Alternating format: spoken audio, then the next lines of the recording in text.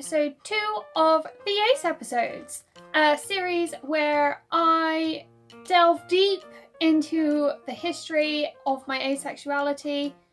If you haven't seen episode 1 of the Ace episodes, it is an introduction to asexuality, and if you do want to watch that / don't know what asexuality is, I will link it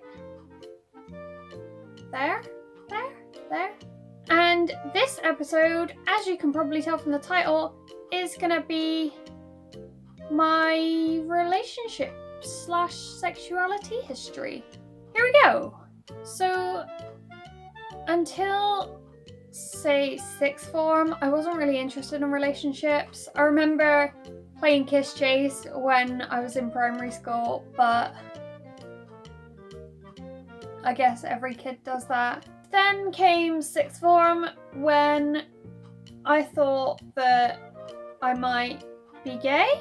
My then best friend was a lesbian and she had a girlfriend, and I knew she wasn't happy in a relationship. So I told her one night that I thought I liked her, and that led to a relationship like that. She broke up with her girlfriend the next day. Yes, Teenage Sam is a homewrecker. I'm sorry, don't unsubscribe. I don't homewreck anymore because I don't get into relationships anymore. Okay, we're gonna call this girl Wanda. Wanda was very nice. Okay? She had a good heart. And for a while I was happy with her. I was happy taking it slow, but eventually things happened and I never really felt comfortable while these things were happening.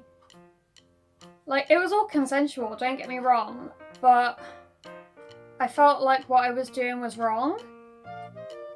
So then, one weekend, she came to my dad's with me and I went downstairs one morning and came back up and she was glaring at me and I was like, what? And she was like, I read your diary. And I was like, okay, what bit? And she went, the bit where you wrote you don't like sex. So that was awkward. For a couple of months, our relationship continued, but sex was taken off the table. But I think being hormonal teenagers, especially me, feeling like these sexual urges but not wanting to act on them, really put a strain on our relationship and we broke up. My second and only other female romantic interaction was with a girl I'm gonna call Nora. She lived about an 8-hour bus ride away and we met on Facebook, so most of our interaction was over Facebook or text or Ask FM because at the time that was popular. And I met her, I think, 3 times. We'd spend like a week or a long weekend together with our other friend. And she'd send me anonymous messages on Ask FM saying, oh, I really think I like you, but I'm not sure, I don't want to ruin our friendship. And it was obvious who it was. So then that kind of confirmed my feelings for her. But at the same time, like, I sank into depression because I wanted to be with her, but A, there was a distance, and B, there was the fact that I didn't want to sleep with her. But she was intent on staying friends, and fast forward to now when I don't actually speak to Nora anymore. I still follow her on Instagram, I'm still friends with her on Facebook, but we don't really talk. Which is a shame, but that's what happens when distance and romance ruin a friendship. My next relationship was very brief. I think it was about a month long. I'm gonna call him Jim. And Jim was a customer in my shop where I work. And for weeks before I plucked up the courage to find him on Facebook, I'd just stare at him as he walked around the shop. I thought he was really cool, even though looking back he wasn't actually very cool. Obviously what I was feeling was aesthetic attraction, but I didn't know it at the time. I thought that because I liked the look of this one particular person, I wanted him to be my boyfriend and, yeah, do things with me. Eventually I found him on Facebook and I added him and I asked him out. We then spent a very nice day together at the park. We climbed Cabot Tower, we drank Mountain Dew, and then I walked him home and we kissed. And I remember it being a very awkward first kiss. I'm pretty sure I laughed before he leaned in to kiss me, but that led to our relationship. Fast forward a couple of weeks and I was chatting to Jim on Messenger because I'd given him a note, and this note basically explained that I was a virgin, so would he like to talk about that? And he hadn't replied to my note, so I messaged him on Facebook and I said, look, is everything okay? And he dumped me. Such a top guy, aren't you, Jim? I was put off relationships for a while after that. I mean, straight after I went on Plenty of Fish, and I don't know why anyone subjects themselves to Plenty of Fish. I was on there for about an hour and then I decided that I didn't want to be on there. So it was another 3 years before I met guy number 2. I'm going to call him Joel. Joel I met online through Gumtree, actually. I was that desperate for friends that I actually went onto Gumtree and typed in friends in the Bristol area, and the sole ad on Gumtree was him searching for friends. That should have been a red flag in itself, but I was desperate at the time. I was depressed and lonely, so I shot him an email and we met up and we became friends.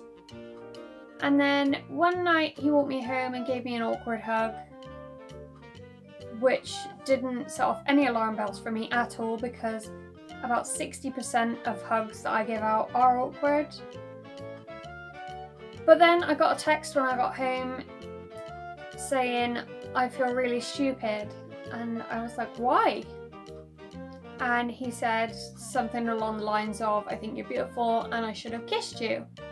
I was like, oh, okay. I don't remember really feeling much when I got these texts.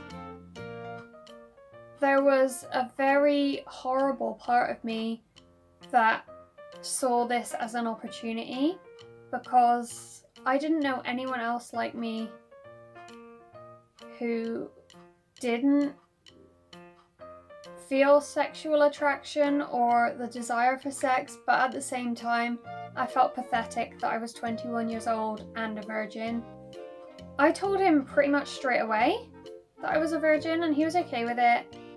He told me that we could go at my own pace and I was like, okay, cool. My sister's birthday party is in a week or so. We'll go to that. We'll go back to yours together. We'll do it then. I'm not going to go into detail about my sexual experience with Joel, but I will tell you it was painful, it was unpleasant, and I was very uncomfortable. Again, consensual, just not fun. I then went on a trip to Chessington with Joel and we had a really nice time. It was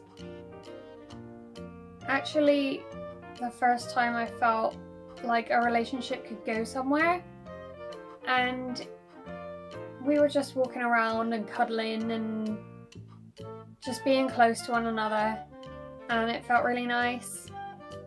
Then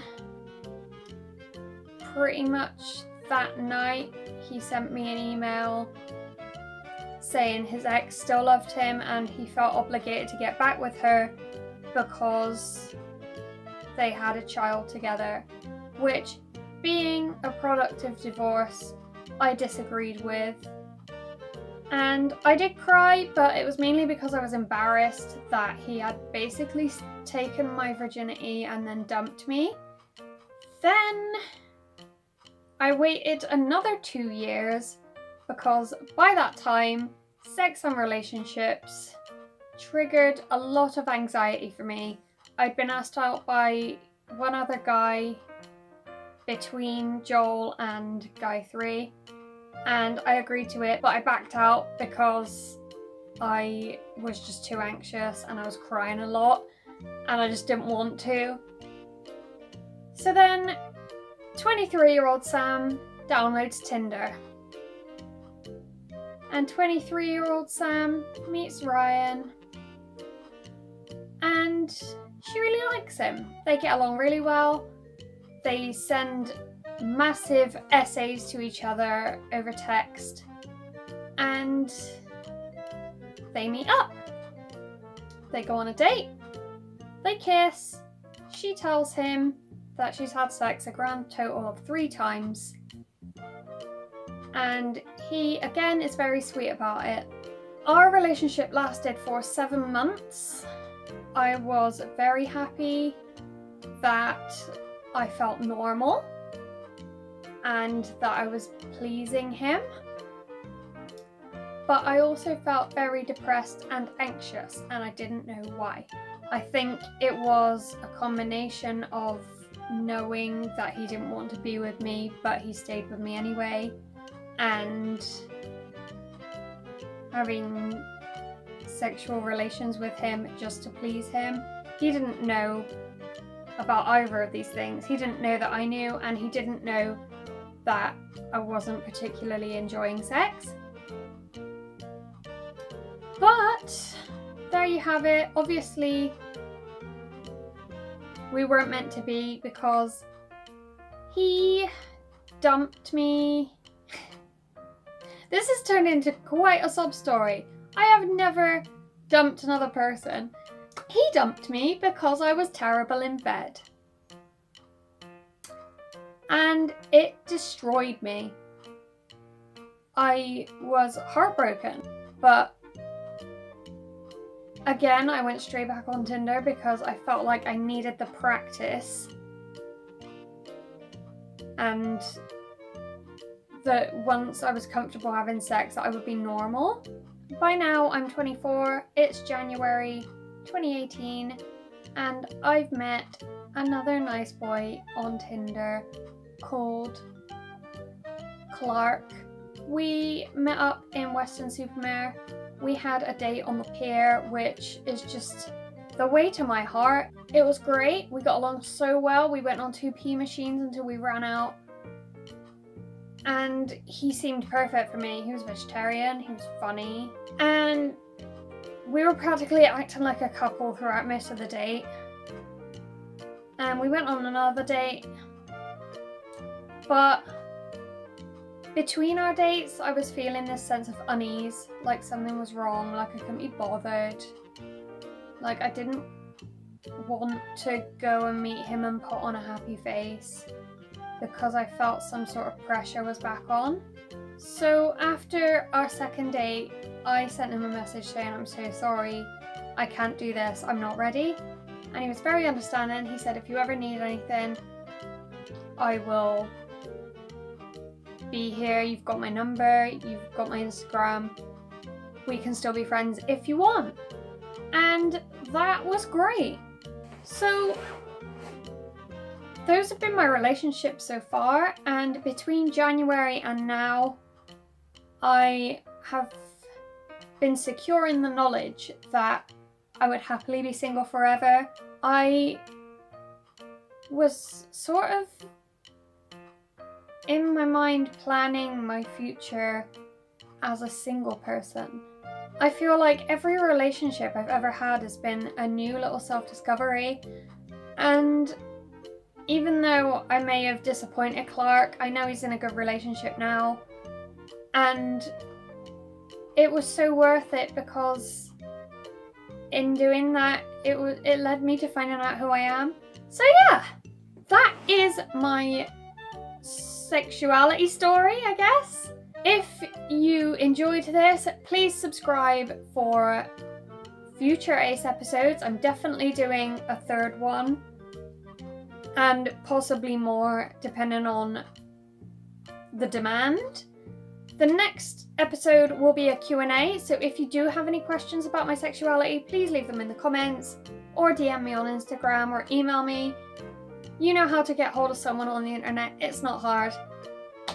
Thank you so much for watching. Like, comment, subscribe, and I will see you next time with another video. Bye!